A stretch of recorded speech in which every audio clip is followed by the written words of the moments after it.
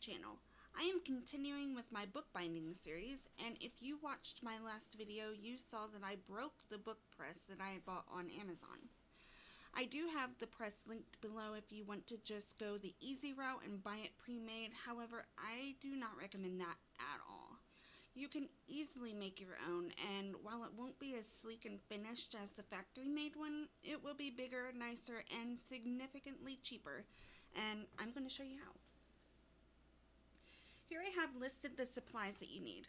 I bought mine from Menards, and I believe altogether everything cost me a little less than $12. This is assuming you have standard things at home, such as a saw, either electric or a hand saw, a drill and drill bits, clamps, and sandpaper. I got an extra smaller piece of wood and used the hardware from the broken book press to make a second press that is just for things such as spraying my book edges or sanding the edges down and gilding them in gold or silver, so that's what the extra piece of wood is for. I will be including videos of edge spraying / painting and gilding soon as well, so if that's something you're interested in watching and learning as I do, then don't forget to hit the subscribe button so that you can be notified when those videos are posted here in the coming weeks. Okay, to start with making your press, the first thing you're going to want to do is measure the wood and mark a line straight down the center if you fold it hamburger style. Does anyone remember that terminology? Or do they even use it anymore? Like referring to paper or folding it and other things like hot dog or hamburger style. Like hot dog means long ways and hamburger means short ways. No, just me? Alright, yeah, I'm old. Anyways, once you have your line drawn exactly down the center, you're going to want to cut that line. If you can, I would recommend using a power saw, but I have this weird anxiety about power tools because of how loud they are, so I just use the hand saw. Which is why my cut edges are the furthest thing from neat and smooth. Once your board is cut in half and you have two pieces, you're going to want to sand down the edges. Make sure all the edges are nice and smooth so that you aren't going to accidentally get a splinter when handling your press. I also kind of smoothed out the sharp square edges of the sides as well, but this part isn't necessary. It just made me happier for the edges not to be so bluntly square. After sanding your edges, you are going to want to take a higher grit sandpaper. I would suggest 400 like I used, and run that over every surface of your boards to smooth it out and make it buttery soft. Once you're done sanding, wipe thoroughly with a dry cloth to get rid of all the sawdust. Alright, so this part, I do not have pictures of the process, so I'm going to kind of show you what I did as I'm telling you. After you're sanding your edges, I would take a higher grit of sandpaper. I used 400 and run it over everything and kind of make it buttery smooth if possible.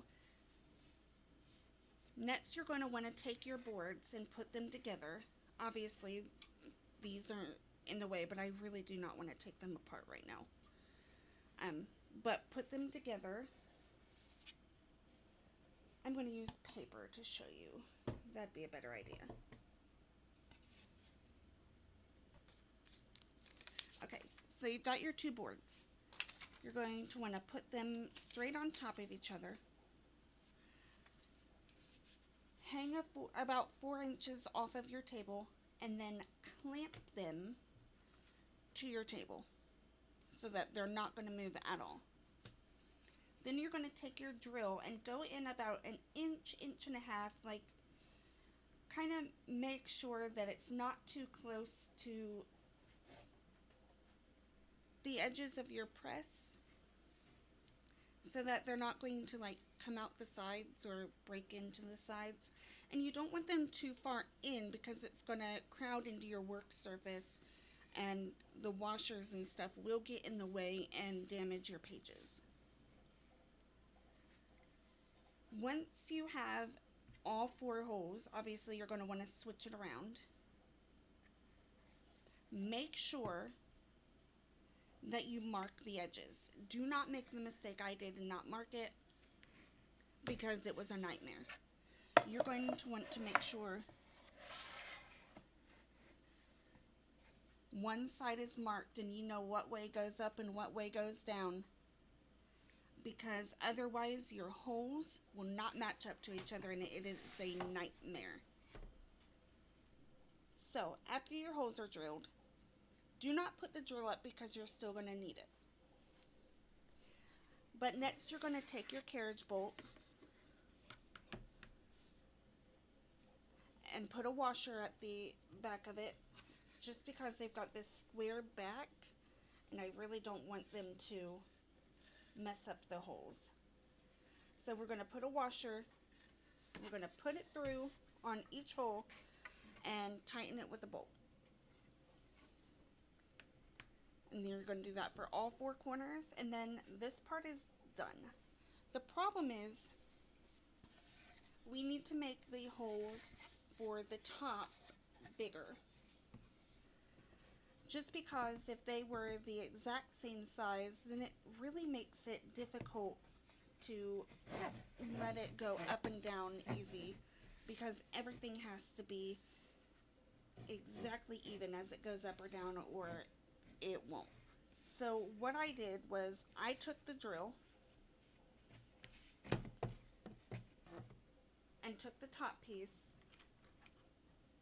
and I took that drill bit and I went in and I kind of went around like this, just to make the holes a little bit bigger. And then I came back to my press, put it together, and made sure I could easily make it go up and down. Like, obviously you're going to have a little bit of resistance, but that's okay, as long as you can get it with relative ease. Once you got it together, you're going to want to put a washer on each.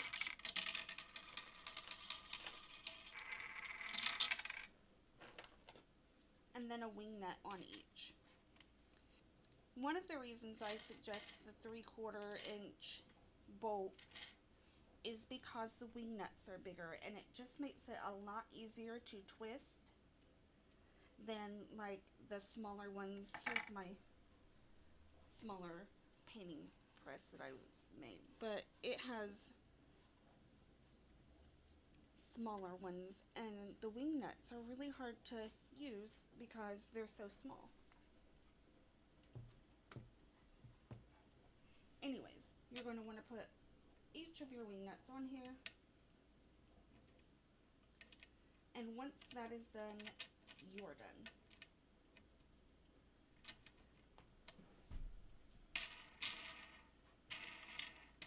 That is your book press.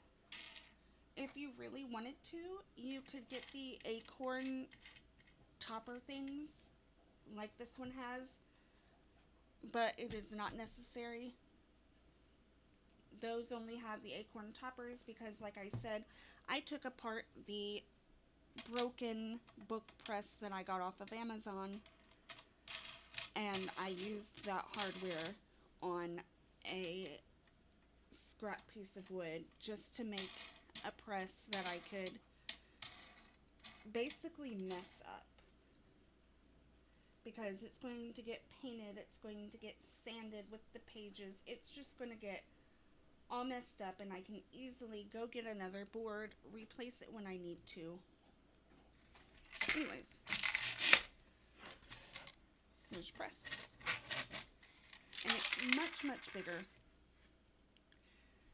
than the one off of Amazon, and it costs about half the price.